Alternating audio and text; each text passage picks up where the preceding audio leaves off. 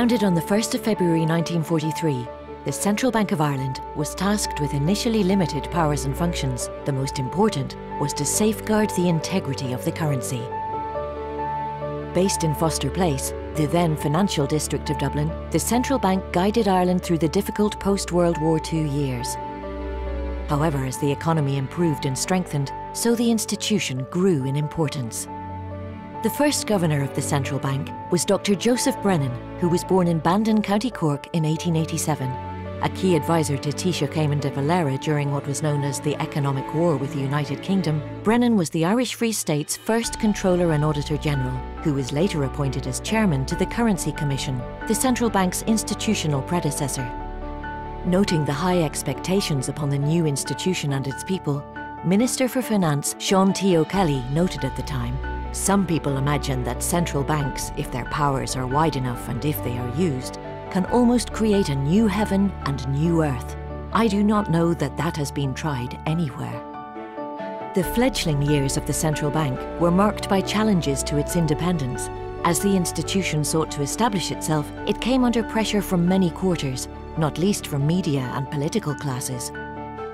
In March 1953, Governor Brennan resigned on the basis of what he described as the government's continued disregard in respecting consultation with the central bank on matters of monetary and credit policy.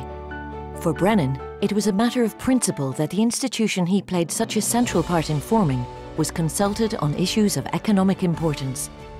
His resignation was to mark a line in the sand with regard to the central bank's independence.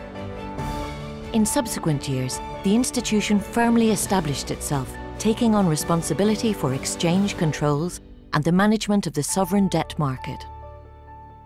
The final year of the 1960s was marked by the appointment of T.K. Whitaker as the new governor.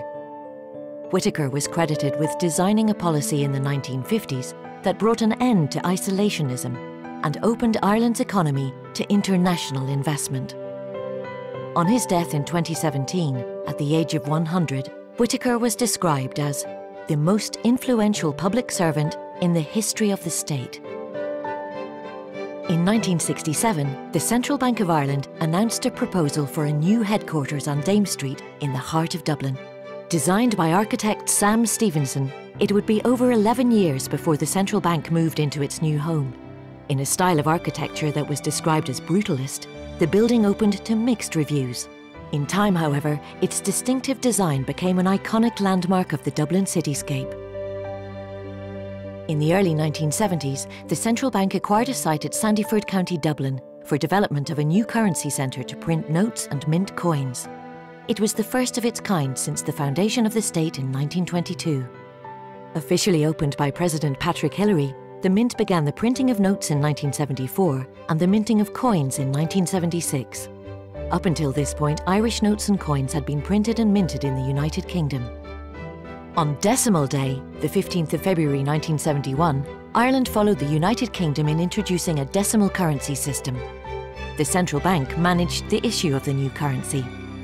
The view that decimalisation caused inflation became embedded in folk history, and many believed that history would be repeated a generation later with the introduction of the euro. I want to know what's going to happen to me if I get 5 new pence to gallon for my milk. 1971 was also the year when new legislation came into effect, expanding the central bank's functions. Its monetary policy powers were enhanced, it was given responsibility for the Exchequer's account, and for the licensing and supervision of banks. In January 1973, Ireland became a member of the European Economic Community, now the European Union, with the public voting in favour of joining by a majority of 83%. Whilst there was an overwhelming yes to Europe, some expressed concerns. Any tables we've seen of prices, I've been in most of the capitals of Europe, they are not true. But I think we'll do very well. But of course, the whole thing will depend on whether there's too much centralisation or not, you know. I wouldn't like to see too many things controlled from Brussels. Ireland's membership saw the central bank entering the European sphere for the first time, taking its place on a range of European central banking committees. In 1979, the European monetary system came into operation, and Ireland became a full member of the exchange rate mechanism. This ended over 150 years of parity between the Irish pound and sterling. In the 1980s, Ireland was to experience a serious recession, and in 1988, the central bank drew attention to what it termed the extraordinary accumulation of national debt over the previous 10 years. In 1989, a new Central Bank Act strengthened the organisation's banking licensing and supervision powers. This expansion in the central bank's powers came at the same time as the creation of the International Financial Services Centre, which would go on to become a major hub for international finance. In 1993, as the bank marked its 50th anniversary, the Irish pound was devalued by 10%, following the withdrawal of the British pound sterling and the Italian lira from the exchange rate mechanism. Following a period of painful consolidation in the late 1980s and early 1990s, which restored the public finances to sustainability, strong export-led growth, combined with significant foreign direct investment, transformed the economy towards the second half of the 1990s. The dramatic turnaround saw the Irish economy become known as the Celtic Tiger and led to near full employment and greatly improved living standards. While the country enjoyed a sense of improved financial stability, it would be drastically reversed by the subsequent credit-fueled property bubble in the mid-2000s. During the final years of the 20th century, Ireland, along with 10 other members of the EU, decided to adopt the euro as their currency, with euro notes and coins reaching our pockets in January 2002.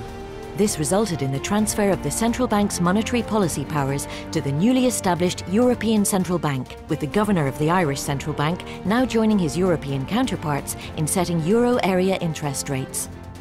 The early 2000s saw the establishment of the financial regulator. This was a separate but constituent part of the newly formed Central Bank and Financial Services Authority of Ireland, with responsibility for the regulation of all financial institutions and powers for the supervision of insurance companies, investment firms and credit unions.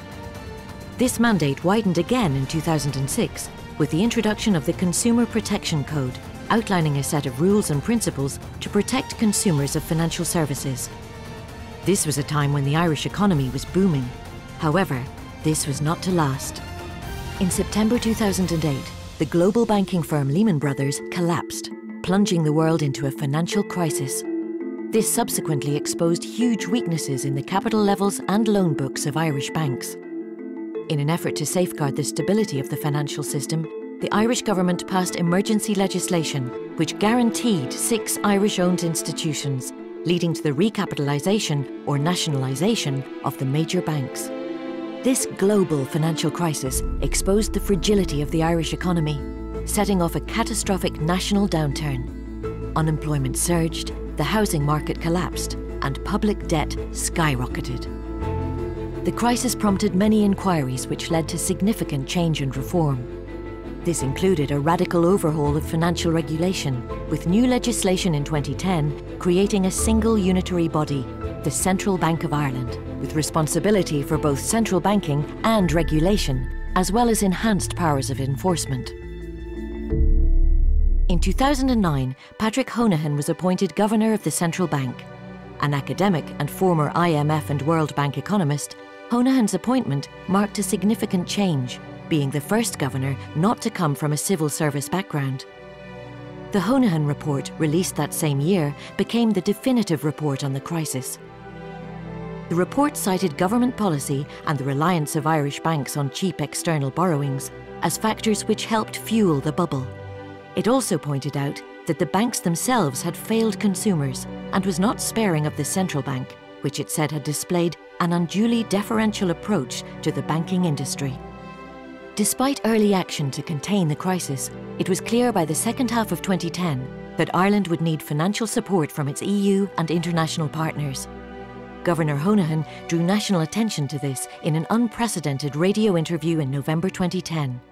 The Financial Times this morning is reporting that there's growing concern about bank deposits here. There's a palpable sense, I think, amongst people that they're not being given the full picture. So what are the IMF and the ECB here for today? What will they be doing?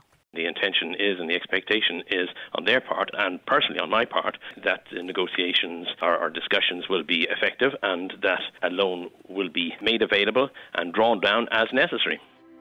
What resulted was a 3-year EU ECB IMF assistance programme, also known as the bailout.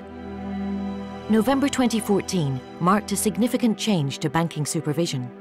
The European Central Bank assumed responsibility for supervision of euro area banks with the introduction of the Single Supervisory Mechanism, the SSM. Its creation was intended to ensure confidence in the quality and impartiality of banking supervision. Under the SSM, Irish banks are supervised by teams consisting of staff from both the ECB and the Central Bank of Ireland. 2015 saw Professor Philip R. Lane, another internationally respected academic, appointed as the 11th Governor of the Central Bank of Ireland.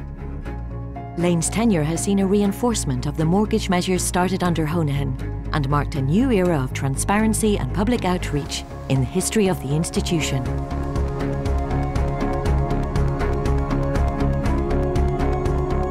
In 2017, the central bank moved into its new headquarters designed by Henry J. Lyons on Dublin's North Wall Quay.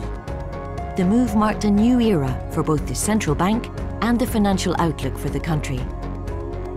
It's been an eventful 75 years, with both highs and lows. From becoming the government's banker to producing Ireland's currency. From decimalisation to the euro changeover and navigating the financial crisis. The Central Bank of Ireland has continuously evolved as it adapts to an ever-changing economic and regulatory landscape. As we look to the future, we will continue in our public service mission of safeguarding stability and protecting consumers.